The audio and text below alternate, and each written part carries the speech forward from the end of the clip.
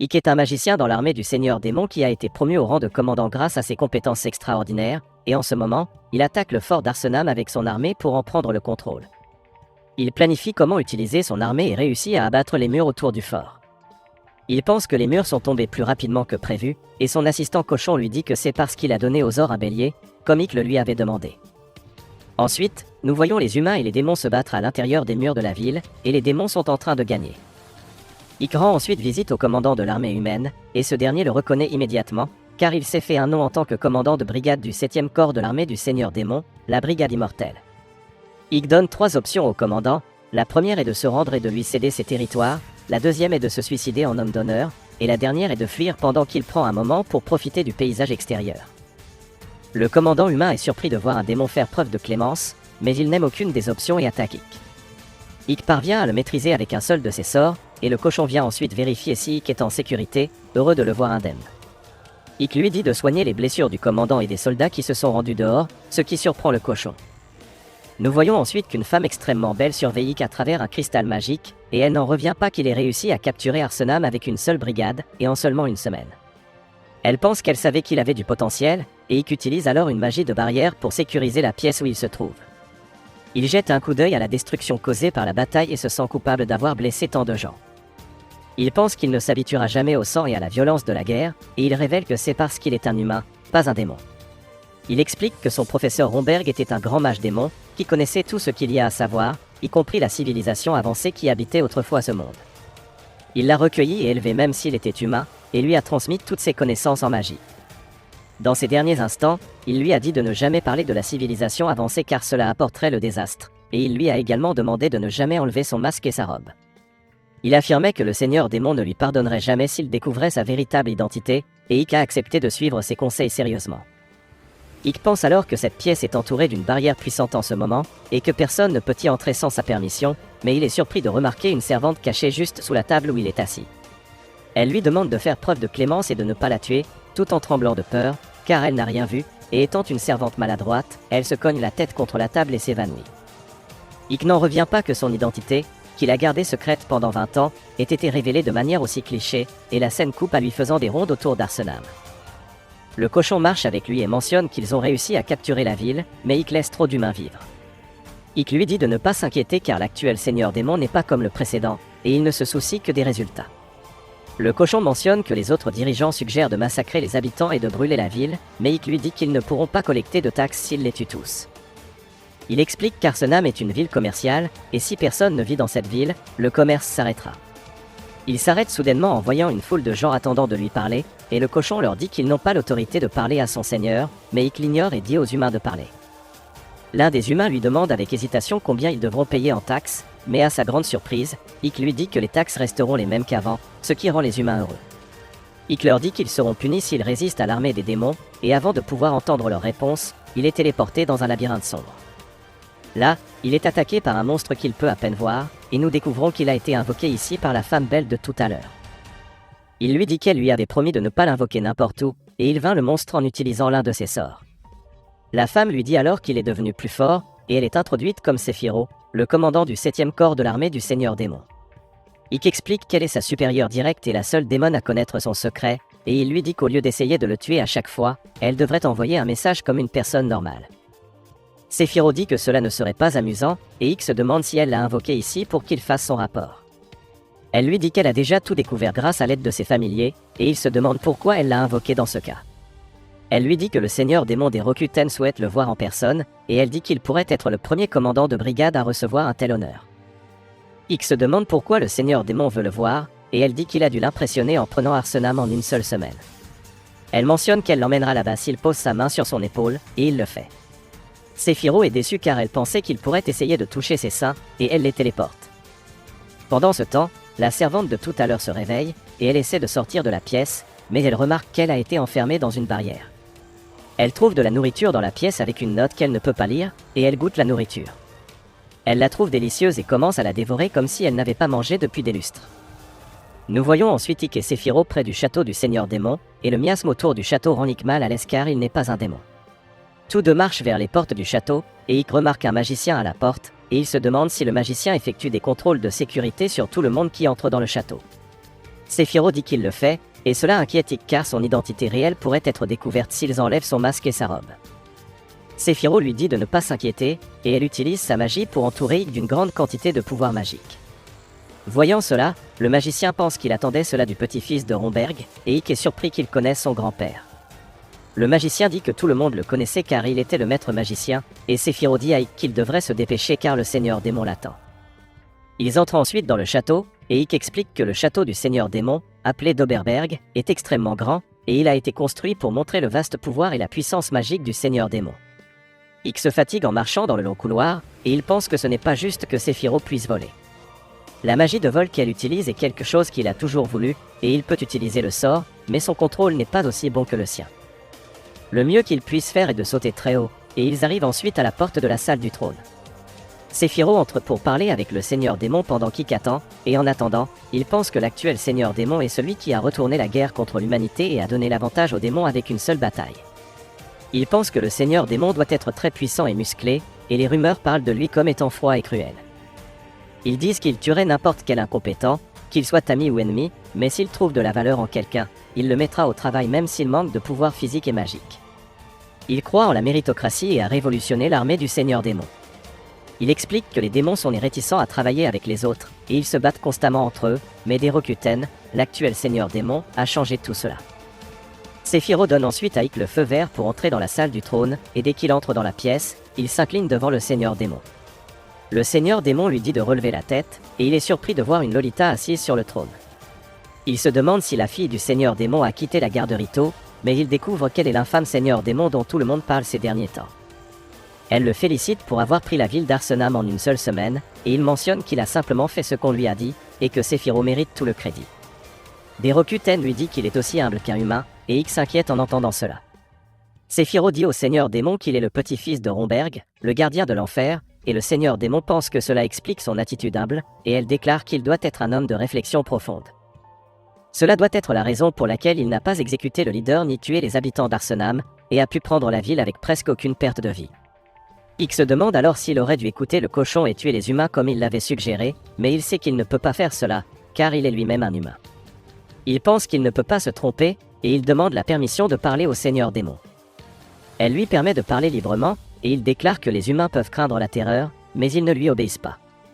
Lorsqu'il compare la productivité des villes où les dirigeants ont été exécutés par les démons à celles où ils ne l'ont pas été, il devient clair laquelle des deux est la meilleure pour leur armée. Derokuten se demande si c'est ce que pensait aussi Romberg, et Ikk déclare que c'était le cas. Après avoir parlé au seigneur démon, Ikk réalise qu'elle doit également connaître la civilisation ancienne, et qu'elle a dû utiliser cette connaissance pour révolutionner l'armée des démons. Derokuten lui dit ensuite qu'il est différent des autres démons, et elle part après lui avoir dit qu'elle aimerait voir le visage derrière son masque un jour. Ikk enlève son masque après son départ, et nous voyons qu'il était vraiment nerveux. Il n'en revient pas que le seigneur démon connaissait son masque, et Séphiro lui dit qu'il devrait être reconnaissant qu'elle n'ait pas réalisé qu'il était humain. Elle mentionne que le seigneur démon lui a donné une récompense, bien que cela semble plus être une punition. La scène passe ensuite à Ikk retournant dans la pièce où il avait érigé une barrière, et il remarque que la servante dort après avoir mangé la nourriture qu'il avait laissée pour elle. Il la réveille, et elle commence à s'excuser et à implorer sa clémence à nouveau. Il lui dit de se calmer car il ne va pas la tuer, et il lui demande son nom. Elle se présente comme 13, et il trouve son nom étrange. Elle lui dit qu'elle est une esclave et qu'on les appelle toujours par un numéro. Sa mère l'avait appelée Sati, et Ikk mentionne qu'il ne peut pas la laisser partir maintenant qu'elle sait qu'il est humain. Elle s'accroche à lui comme de la colle et lui dit qu'elle gardera son secret pour toujours, et Ikk la croit et déclare qu'elle sera sa servante à partir de maintenant, et elle est heureuse d'entendre cela. La scène passe ensuite à Ikk à Ivalia, et nous découvrons qu'il est devenu le dirigeant de cette ville. Il se rappelle que c'est la récompense dont parlait Séphiro, et elle lui a dit qu'Ivalia est plus au sud qu'Arsenam, et qu'elle sera sur la ligne de front de la guerre à partir de maintenant. Cela peut être une petite ville, mais elle est cruciale pour l'armée des démons, et sa mission sera de la protéger et de doubler les revenus fiscaux. Ikk n'en revenait pas qu'ils doivent doubler les taxes en pleine guerre, et il pense que si cela va être la ligne de front, les humains peuvent les attaquer à tout moment. Il dit aux cochons qu'ils devront réparer les murs d'abord, et il lui demande combien de temps cela prendra. Le cochon dit que cela prendra 6 mois, et Ikk pense qu'ils n'ont pas ce genre de temps. Il se demande ce qu'il devrait faire, et il a une idée. Il dit aux cochons qu'ils vont réparer les murs en 1 mois, et le cochon trouve cette tâche impossible, mais Ikk lui dit qu'ils n'utiliseront pas seulement la main-d'œuvre humaine. Nous voyons ensuite les humains et les démons travailler ensemble pour réparer le mur, et le cochon est surpris de voir les deux races travailler ensemble en harmonie. Il pense qu'Ick est vraiment un génie, et il explique qu'il a divisé le travail en équipes de 8 heures, pour qu'ils puissent travailler sans arrêt, et qu'il paie également les travailleurs pour augmenter leur morale. Ick utilise ensuite sa magie pour aider les travailleurs avec les réparations, et le cochon pense que sa vie sera assurée s'il le suit, et Ick pourrait même devenir le seigneur démon un jour. La scène se coupe ensuite aux démons attaquant un autre fort humain, et ils parviennent facilement à briser les murs du fort. Ils envahissent ensuite le fort et maîtrisent les humains. Pendant ce temps, le seigneur démon est informé que leur guerre contre Rosalia se passe bien et que Rosalia va former une alliance avec les nations voisines pour surmonter cette situation. Le seigneur démon pense que c'est ce qui se passe quand on pousse les humains dans leur retranchement, et elle déclare qu'elle devra laisser Ick gérer les choses à partir de maintenant. La scène se coupe ensuite au seigneur d'une ville de Rosalia ordonnant au capitaine des chevaliers de la Rose Blanche nommé Alistair de reprendre Ivalia, et il lui dit qu'ils ne peuvent pas laisser les autres pays penser moins d'eux. Alistair accepte cela et part. Ensuite, nous voyons un homme dirigeant un petit casino et demandant aux gens de faire des paris. Nous voyons que Sati est à son stand, et elle fait un pari, mais elle mentionne qu'elle n'a pas d'argent. L'homme louche essaie de lui dire de déguerpir, mais il remarque qu'elle a d'autres atouts à parier à la place de l'argent. Le pervers gluant lui dit qu'elle peut parier des choses autres que de l'argent, et avant qu'il ne puisse obtenir ce qu'il veut, quelqu'un utilise la magie du vent pour révéler qu'il trichait, et que le jeu était truqué depuis le début. En voyant cela, les autres gars au stand réalisent qu'il est un escroc, et ils lui demandent de rendre leur argent.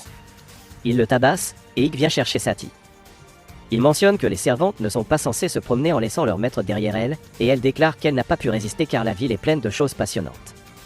Elle lui demande ensuite pourquoi il porte une tenue différente aujourd'hui, et il déclare que le but de la sortie d'aujourd'hui est de recueillir des informations sur l'ennemi, et que ses vêtements habituels le feraient trop remarquer. Il parcourt ensuite la ville en essayant de rassembler des informations, et Ick découvre que les rumeurs sur l'Alliance des Rois sont vraies.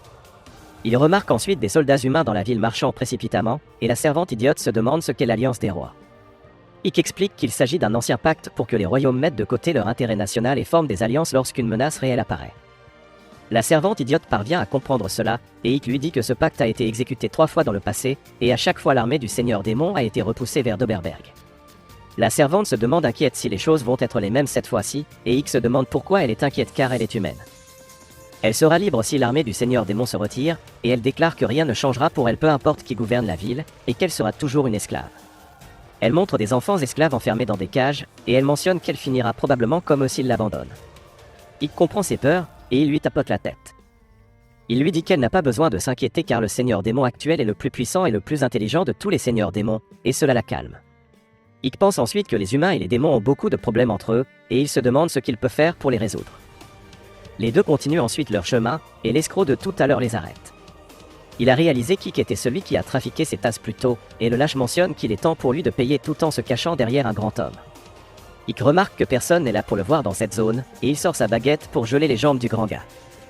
Il les entoure ensuite de lances de glace, et il déclare qu'il a une question pour eux, mais l'escroc ordonne à Ick de retirer ses choses. En voyant qu'il n'a toujours aucune idée de qui est en charge ici, Ick le frappe avec une des lances, et l'escroc lâche comprend ce qu'il peut lui faire. Ick lui demande ensuite ce que l'armée fait dans cette ville, et l'escroc feint l'ignorance. Ick essaie de se débarrasser de lui puisqu'il ne lui est d'aucune utilité, et cela rafraîchit la mémoire de l'escroc, et il déclare que les nations ont établi une alliance de rois pour affronter les démons. Ick lui demande impatiemment si c'est tout ce qu'il sait, et craignant pour sa vie, l'escroc déclare qu'il a entendu dire que l'armée de Rosalia a l'intention de se venger des démons avant que l'alliance ne soit formée. Étant un génie, Ick comprend que Rosalia veut améliorer sa position avant la formation de l'alliance, et cela leur donnera plus de poids lors du rassemblement des rois par la suite, mais s'ils échouent, la situation deviendra encore pire pour eux. Ick demande ensuite à l'escroc où l'armée prévoit d'attaquer, et l'escroc mentionne qu'Ivalia est le choix optimal pour l'attaque, car la porte de ce fort a été détruite et sa défense est faible. Ick part ensuite sans enlever ses sorts, et l'escroc continue de le supplier de les enlever. Ensuite, nous voyons Ick s'occuper de ses tâches administratives dans son bureau, et une démone nommée Lilith fait irruption. Elle lui souhaite la bienvenue et est furieuse qu'il soit parti quelque part sans lui dire. Il lui dit qu'il est allé à Rosalia pour inspecter les informations sur l'ennemi, et elle se demande qui est la femme étrange à côté de lui. Ick présente Sati comme sa servante, et Lilith est surprise qu'il ait pris une fille aussi laide comme servante. En entendant cela, Sati est énervée, et Lilith dit à Ick qu'elle peut être sa servante à la place de cette mocheté. Sati est encore plus énervée maintenant, et elle dit à Lilith de laisser son maître se reposer car il est fatigué. Les deux commencent ensuite à se chamailler pour Ick, et le cochon remarque cela, mais il sait qu'il ne faut pas intervenir à un moment pareil. La scène se coupe ensuite à l'armée de Rosalia observant le fort d'Ivalia, et ils chargent leurs catapultes pour attaquer. Les éclaireurs remarquent que la zone autour de la ville est totalement silencieuse et qu'il n'y a même pas de garde à la porte. Ils pensent que les résidents doivent être trop occupés à réparer le mur, et le capitaine du raid dit à son armée de tirer avec les catapultes, mais avant qu'ils ne puissent le faire, une armée de squelettes sort de terre. Les soldats pensent que les squelettes ne seront pas à la hauteur, mais ils sont frappés par des archers démons par derrière, et l'armée démoniaque les attaque de tous les côtés. En voyant ces soldats se faire massacrer, le capitaine réalise que c'est une entreprise futile, et elle ordonne à ses forces de se retirer. En voyant leur retraite, Ikk pense que le commandant humain a une bonne tête sur les épaules, et il découvre qu'ils s'appellent les Chevaliers de la Rose Blanche. Le cochon demande alors à Ikk s'il a pu prédire cette embuscade grâce aux informations qu'il a recueillies à Rosalia, et il déclare que son seigneur est génial. Ikk lui dit d'arrêter de le flatter, et un assassin lui tire dessus par derrière. Le cochon panique en le voyant tomber, et Ikk perd connaissance. Pendant ce temps, le seigneur qui a ordonné l'attaque apprend que les chevaliers de la Rose Blanche se sont retirés, et c'était à cause des pièges ignobles tendus par les démons. Le seigneur ne se soucie pas des pièges, et il ordonne au messager de mettre en prison le capitaine des chevaliers de la Rose Blanche. Le messager conseille au seigneur stupide que l'emprisonnement du capitaine Alistair ne sera pas une bonne décision, car elle est la chevalière la plus compétente du pays, et cela aura un impact sur le moral des soldats. Le seigneur égoïste se soucie plus de sauver la face devant le roi que de la défense de sa ville, et il dit au messager de l'emprisonner malgré ses avertissements. Ikk se réveille ensuite dans son lit en se demandant ce qu'il fait ici, et il remarque Sephiroth dormant à côté de lui. Il se demande étonné ce qui s'est passé, et elle prétend que les deux ont dormi ensemble, mais Ikk sait qu'elle plaisante. Sephiroth explique ensuite qu'il a été touché par une flèche, et qu'elle a été celle qui l'a guéri.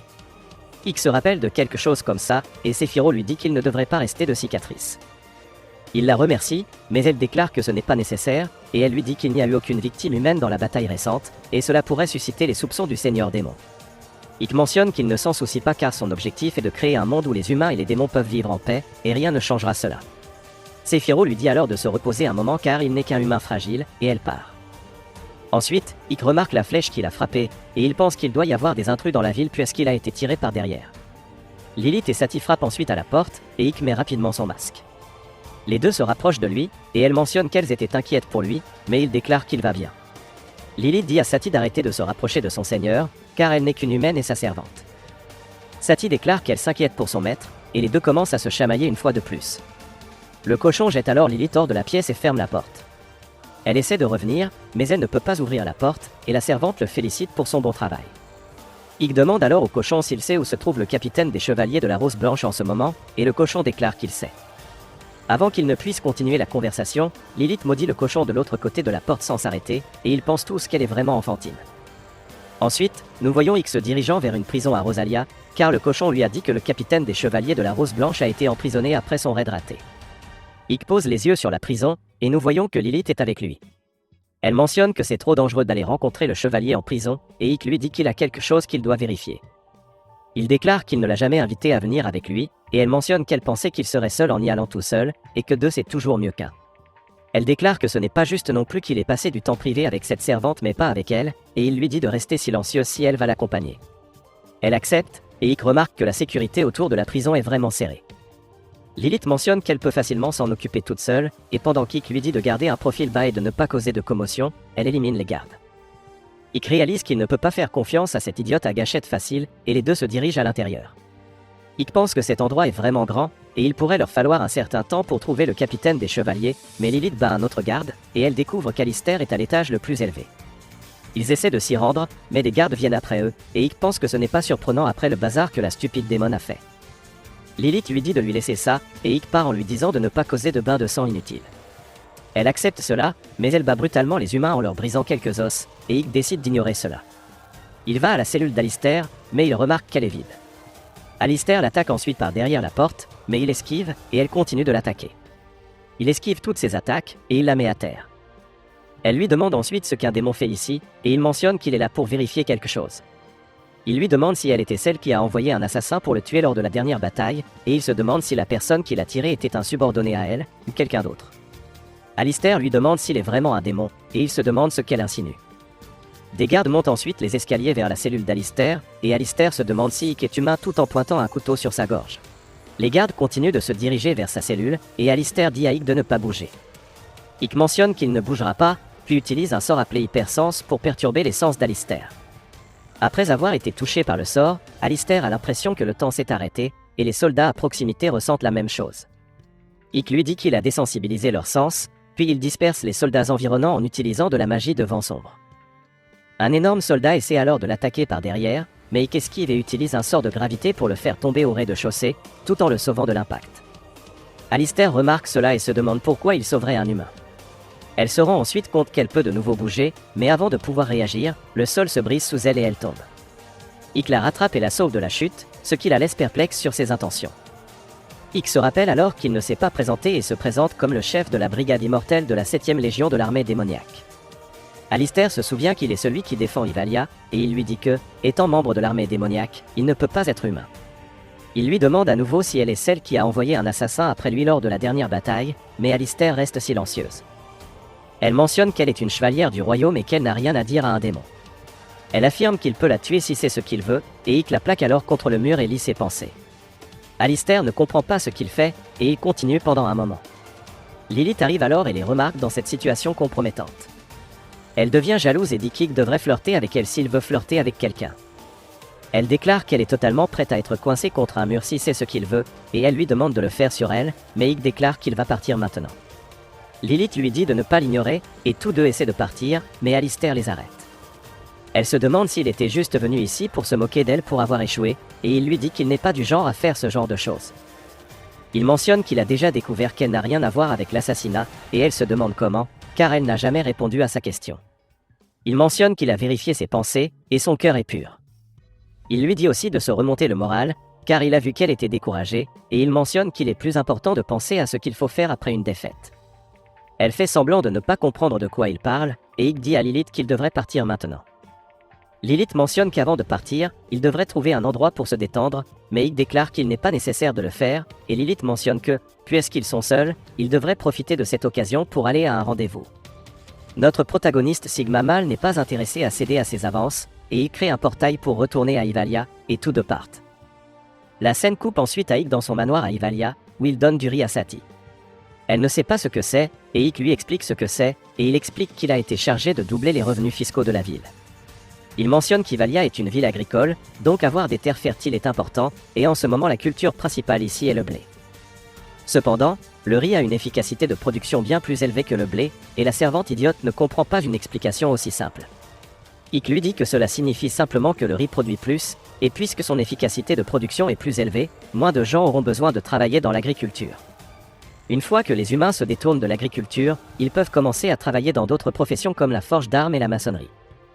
Plus de gens commenceront également à s'impliquer dans le secteur des services, et Sati se demande ce qu'est le secteur des services.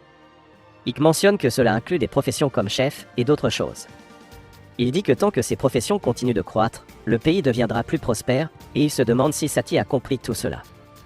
Nous voyons que la servante stupide n'a même pas compris la moitié, et Ike lui dit que cela signifie essentiellement que tout le monde peut manger autant qu'il le veut, et qu'ils peuvent aussi obtenir beaucoup de taxes. En entendant cela, Sati déclare que son maître est incroyable, et il lui dit de commencer à cuisiner le riz. Elle lui demande avec un regard troublé comment elle doit le cuire, et il mentionne qu'il n'a jamais cuisiné du riz non plus, donc il n'en a aucune idée. Elle est surprise qu'il y ait quelque chose qu'il ne sait pas, et il lui dit de trouver comment cuisiner le riz elle-même.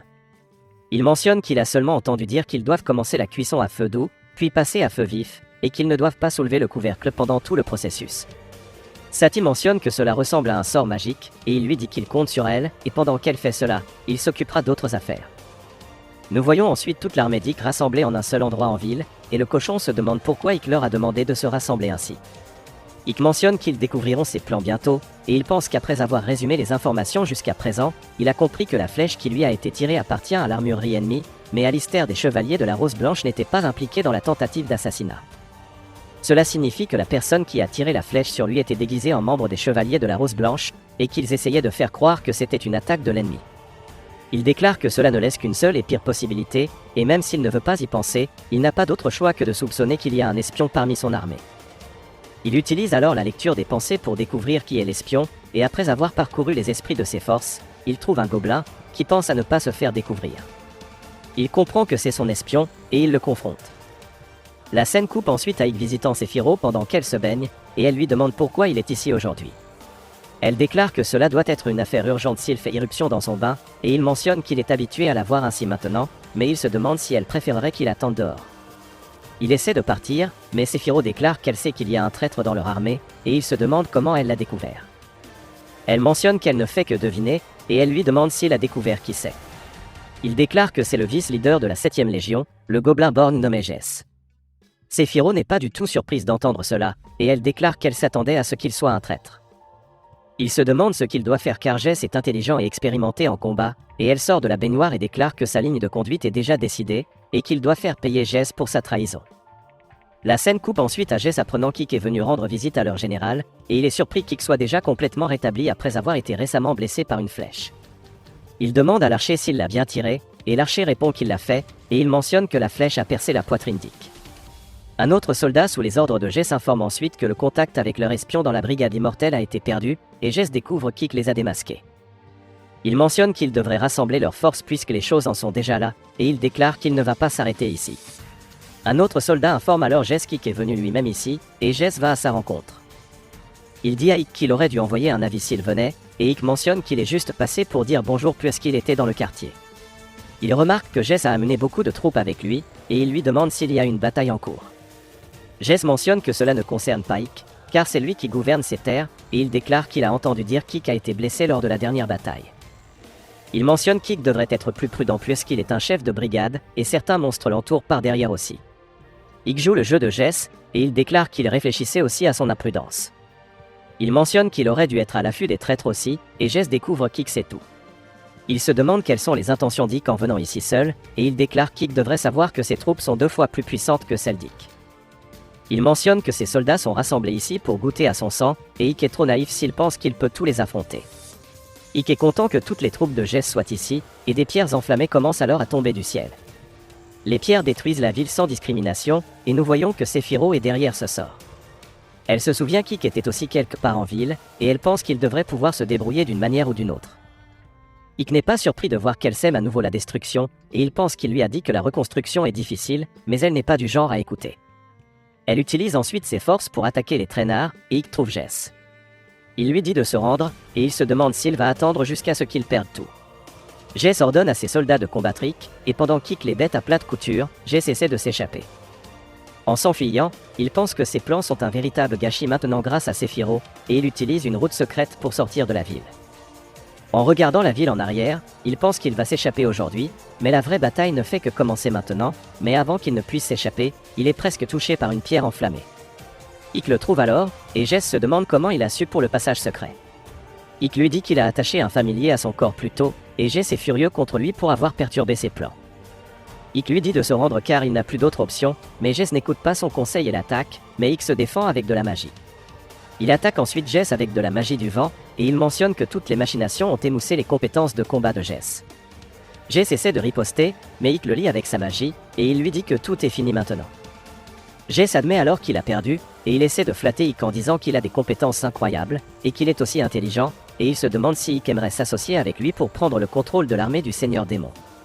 Il dit à Ikk de réfléchir soigneusement à cela, et il mentionne que l'actuel Seigneur Démon ne vaut rien. Il déclare qu'ils sont des démons, et que réduire en esclavage et torturer les humains est leur raison de vivre. Cependant, l'actuel Seigneur Démon a envoyé un ordre de ne pas massacrer les innocents, et de nombreux démons sont mécontents de cela.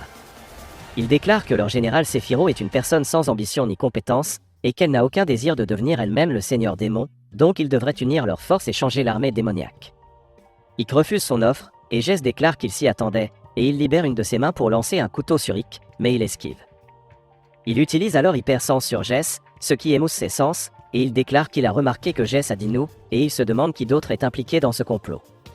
Jess refuse de révéler l'identité de son partenaire, et Sephiroth arrive. Elle lui dit de donner le nom de son partenaire, sinon ils vont lui faire subir une torture atroce, et Ikk lui demande de le laisser faire l'interrogatoire à sa manière. Sephiroth lui dit que sa manière est trop longue, mais avant qu'elle ne commence quoi que ce soit, Jess est empoisonnée. Ikk essaie de le détoxiquer, mais sa magie de détoxification ne fonctionne pas, et Sephiroth pense que le poison dans son corps est assez puissant. Ikk n'est pas content de voir comment ces gens traitent leur propre partenaire une fois qu'ils n'en ont plus besoin, et Sephiroth dit à Jess qu'il devrait savoir qu'il a été abandonné maintenant, et elle lui demande de révéler le nom de son partenaire, car il n'a plus besoin de lui être loyal. Jess est d'accord avec elle, et il donne le nom, et Ikk pense qu'il se sent désolé pour Jess après avoir vu comment il a fini. Il réalise qu'il est encore humain puisqu'il peut ressentir de la pitié, et un jour cela pourrait devenir sa faiblesse. La scène coupe ensuite à eux au château du Seigneur Démon, et le Seigneur Démon leur demande pourquoi ils sont là. Sephiroth lui dit que le cerveau de cette récente conspiration est le général de la 3e Légion nommé Bastéo, et le Seigneur Démon se demande si elle a des preuves. Elle déclare qu'il a demandé au vice-leader de sa légion de se joindre à lui pour les cibler, et qu'il vise la tête du Seigneur Démon. Nous voyons alors que Bastéo est également présent dans la pièce, et le Seigneur Démon lui demande s'il peut expliquer tout cela. Le Seigneur Démon dit à Bastéo que ses déclarations diffèrent de celles de Séphiro, et Bastéo l'informe qu'ils essaient de le piéger pour quelque chose qu'il n'a pas fait. Séphiro n'aime pas son ton, et il déclare qu'il vise à lui enlever sa 3e légion. Il souligne que c'est le genre de plan qu'une sorcière comme Séphiro envisagerait, ce qui rend Séphiro furieuse. Elle fait étalage de son pouvoir, mais le Seigneur Démon l'arrête avant qu'elle ne commence quelque chose, et elle explique qu'elle sait que c'est dans la nature des démons de désirer plus de pouvoir, peu importe combien ils en ont déjà. L'ambition est leur vraie nature, et pour cette raison, elle peut même détruire tous les démons, mais cela ne servirait à rien. Elle dit à Bastéo qu'elle sait déjà ce qu'il essaie de faire dans son dos, et elle est également au courant des loyautés de Séphiro, mais toute cette affaire est due au défaut des compétences de leadership de Séphiro, et Séphiro en est consciente. Le Seigneur Démon se prépare à punir les deux parties conformément au règlement militaire, mais elle s'arrête en pensant qu'elle ne peut pas se permettre de perdre 2 de ses généraux alors que la guerre avec l'armée humaine est encore en cours. Malgré cela, elle n'est pas prête à laisser passer cette affaire, et elle mentionne qu'il devrait trouver un compromis et régler cela par un duel. Elle explique qu'un duel est la méthode la plus raisonnable pour régler les disputes entre démons, et le gagnant du duel sera celui qui a raison, et le perdant sera purgé instantanément. La scène coupe ensuite à Séphiro disant à Ikk qu'elle vient de recevoir les détails du duel de la part du Seigneur Démon, et nous voyons qu'elle est terriblement bien habillée. Elle explique que dans ce duel, ils utiliseront des marionnettes magiques comme soldats, et le commandant représentant ne combattra pas directement, mais supervisera plutôt une armée de 50 soldats marionnettes. Celui qui éliminera complètement les forces de l'autre partie sera déclaré vainqueur, et le perdant sera tué sur place. En entendant ces règles, Ikk se demande pourquoi le Seigneur Démon les mettrait l'un contre l'autre de manière aussi détournée au lieu de les faire se confronter directement, et Séphiro en conclut qu'elle souhaite peut-être tester leurs compétences en leadership. Elle déclare que leur Seigneur Démon est vraiment une personne étrange, et Ikk pense que tout cela doit être difficile pour Séphiro, mais elle révèle que ce duel peut également être combattu par des substituts, et elle veut qu'Ikk agisse en tant que son substitut. Ikk accepte sans y réfléchir, mais il est surpris lorsqu'il réalise ce qu'elle vient de dire. Il lui dit qu'il ne peut pas se battre à sa place, car sa vie sera en jeu dans cette bataille, et il vaudrait mieux qu'elle s'en occupe directement. Séphiro l'informe que c'est pourquoi elle l'a choisi comme son substitut, et elle lui dit qu'il est un commandant plus fort qu'elle. Ikk n'est pas sûr de cela, et Séphiro souligne qu'elle parle de ses capacités en tant que commandant, mais qu'il a encore du chemin à faire avant de pouvoir se comparer à un général. Elle lui dit qu'elle mettra sa vie entre ses mains, et il n'a pas d'autre choix que d'accepter sa demande. Par la suite, il inspecte le lieu du duel avec son assistant cochon, et il pense que Séphiro ne devrait pas mettre sa vie entre les mains de quelqu'un d'autre si facilement. Il n'est pas sûr de pouvoir assumer une si grande responsabilité, et le cochon lui demande s'il va bien. Il l'informe qu'il pense juste à leur général, et comment elle est un peu excentrique, tout comme le Seigneur Démon. Le cochon lui dit que l'on peut en dire autant de lui, puisqu'il est vraiment catégorique sur le fait de ne pas tuer les innocents, contrairement aux autres démons. Ikk est surpris d'être traité comme l'un d'entre eux, et il se demande comment il pourra gagner le duel à venir. Il examine ensuite les soldats marionnettes magiques, et le cochon se demande comment Ikk est censé commander ces choses. Ikk explique qu'ils feront simplement ce que le commandant leur demande de faire, et il remarque qu'ils se ressemblent tous. Il pense que cela a du sens, car la bataille consiste à tester les capacités du commandant, et il remarque qu'il y a des armes qui peuvent être utilisées pour armer les soldats marionnettes. La scène coupe ensuite à Ikk à Ivalia, et Saty lui sert du thé. Il lui demande comment elle gagnera une compétition si elle est invitée à participer à une. Elle se demande de quel genre de compétition il parle. Il explique qu'il parle d'un combat, et elle n'est pas encline à se battre en premier lieu. Elle aime l'idée de discuter des choses autour d'un thé plutôt que de se battre, et Ikk est d'accord avec elle, mais il lui dit que certaines personnes ne sont pas satisfaites tant qu'elles n'ont pas gagné un combat.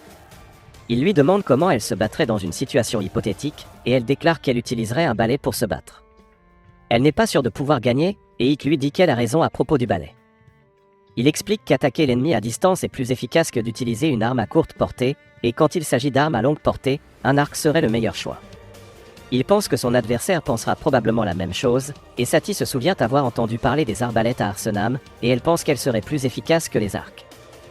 Ikk aime son choix, car les arbalètes sont plus faciles à utiliser que les arcs, et elles peuvent également percer les armures en métal, mais il pense que cela ne sera pas suffisant. Il mentionne qu'ils ont besoin d'un nouveau type d'arme que l'adversaire n'a jamais vu auparavant, et il a l'idée de fabriquer des fusils. Saty n'a aucune idée de ce que sont les fusils, car ils n'existent pas à leur époque, et Ikk le sait probablement grâce à ses connaissances sur la civilisation ancienne. Saty lui demande s'ils sont puissants, et Ikk explique qu'ils ont plus de portée et de puissance qu'une arbalète, et ils peuvent attaquer à des centaines de mètres de distance. Satie pense que c'est incroyable, mais elle se demande comment ils peuvent fabriquer ces armes, et Ikk lui dit que le général de la 7e Légion est un alchimiste extraordinaire, et elle devrait pouvoir les fabriquer sans problème. Il en parle ensuite à Sephiroth, et elle lui dit qu'elle ne peut pas fabriquer de fusil, et elle souligne qu'il y a des choses dans ce monde qu'elle ne peut même pas faire. Ikk lui rappelle qu'elle se vante toujours de pouvoir créer n'importe quoi, et elle l'informe que cela ne s'applique pas aux choses qu'elle n'a jamais vues auparavant. Il lui explique que les fusils sont faits d'acier, et lorsque la poudre à canon s'allume, une balle est tirée. Elle devrait être capable de les fabriquer avec son habileté extraordinaire, mais elle lui dit de ne pas parler de travail et de se détendre dans la piscine avec elle. La scène coupe à un soldat informant Bastéo que selon les rumeurs, Ikk sera celui qui participera au duel, et il flatte Bastéo en disant que Sephiroth doit avoir peur de lui. Bastéo pense qu'elle doit avoir quelque chose en tête à ce sujet, et il remarque que l'épée qu'il tient est une belle épée. Le soldat l'informe qu'elle est fabriquée à partir des dents du dragon noir, et qu'elle peut pénétrer n'importe quoi. Comme Bastéo aime l'épée, le soldat lui propose de les produire en masse pour les marionnettes, et Bastéo lui dit qu'il devra fabriquer autre chose aussi. Un archer arrive ensuite, et il informe Bastéo que les choses se déroulent comme prévu, et bientôt la victoire lui appartiendra. Ensuite, nous voyons Ikk sortir de la piscine, et il essaie de mettre des vêtements, mais le seigneur démon le confronte. Ikk s'incline devant elle, et il se demande ce qu'elle fait ici. Il est gêné d'être seulement en serviette, et il se rend compte qu'il doit être plus préoccupé par le fait d'être sans son masque. Il se demande si le seigneur démon ne le reconnaît pas, et elle lui donne un paquet, et lui dit de l'ouvrir. Il l'ouvre immédiatement, et il est surpris de voir qu'il contient des fusils. Elle lui dit qu'elle a découvert qu'il cherchait ces choses, et nous voyons qu'elle sait qu'il est Ikk. Il essaie de jouer l'ignorance en disant qu'il doit y avoir un malentendu, car il n'est pas Ikk, et elle l'informe qu'il n'a pas besoin de feindre l'ignorance car Romberg lui a tout raconté. Il lui a informé de ses origines humaines, et du fait qu'il lui a transmis toutes ses connaissances, et il lui demande pourquoi elle ne l'a pas éliminé dans ce cas. Elle explique que c'est pour réaliser son souhait, et elle déclare qu'elle pourrait être forte, mais qu'elle a besoin de quelqu'un pour se battre pour elle. Ikk lui demande quel est son souhait, et elle déclare qu'elle souhaite construire le monde qu'elle désire sur cette terre. Pour cela, elle a besoin d'autant de subordonnés qu'elle peut en obtenir, et Ikk sera d'une grande aide pour elle. Elle lui demande s'il la soutiendra, et il accepte. Le seigneur démon part ensuite, et plus tard Ikk montre les fusils à Sephiroth.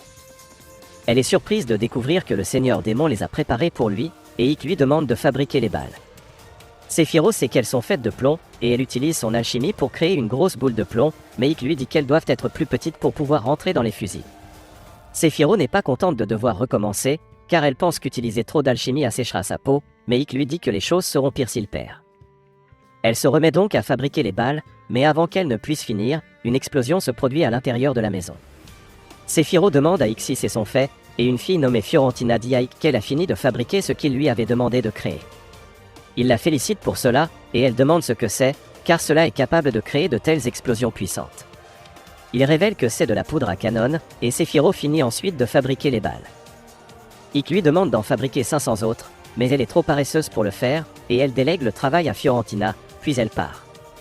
Ikk demande alors l'aide de Fiorentina, et le cochon déclare qu'il aimerait également fournir son aide, mais ils ne sont pas sûrs qu'il puisse leur être utile.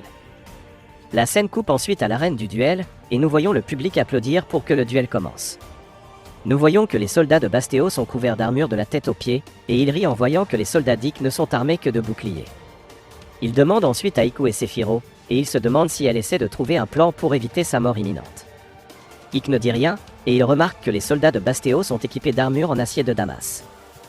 Bastéo révèle que c'est le métal le plus solide, et qu'il est capable de dévier les flèches et de résister aux lances. Il mentionne que tout cela lui a été donné par le seigneur démon elle-même, et il en conclut qu'elle doit vouloir qu'il gagne. Ikk se demande si ses intentions sont de rendre ce match un peu plus équilibré, ou si elle veut qu'il lui montre de quoi il est capable, et il décide de lui demander cela après avoir gagné son match. Le duel commence alors, et Bastéo utilise ses archers pour attaquer en premier, et il parvient à éliminer quelques marionnettes d'Ikk. Ensuite, il charge avec des marionnettes brandissant des lances et des épées, et il parvient à éliminer plus de marionnettes d'Ikk tandis qu'Ikk ne peut rien faire d'autre que de se défendre. Bastéo lui dit d'au moins essayer de riposter car cela devient ennuyeux, et l'une des marionnettes d'Ikk tue la marionnette de Bastéo avec un fusil. Tout le monde est déconcerté de voir ce que ces marionnettes utilisent, et Ikk continue d'éliminer les marionnettes de Bastéo une par une. Bastéo ne peut rien faire pour contre-attaquer, et bientôt toutes ces marionnettes sont vaincues. Il n'en croit pas ses yeux, et le seigneur démon lui dit qu'il a perdu. Elle lui demande de choisir s'il veut se suicider ou être tué par elle, et il déclare qu'il prendra la troisième option, et l'archer de tout à l'heure tire sur le seigneur démon. Elle parvient à attraper la flèche, Mais une bombe attachée à la queue de la flèche explose, et des explosions similaires se produisent tout autour de la reine, tuant de nombreux démons. Bastéo se lève ensuite avec ses soldats, et il se déclare Seigneur démon. Si vous avez aimé la vidéo, abonnez-vous, laissez un like et un commentaire pour aider la chaîne à grandir. Merci d'avoir regardé cette vidéo.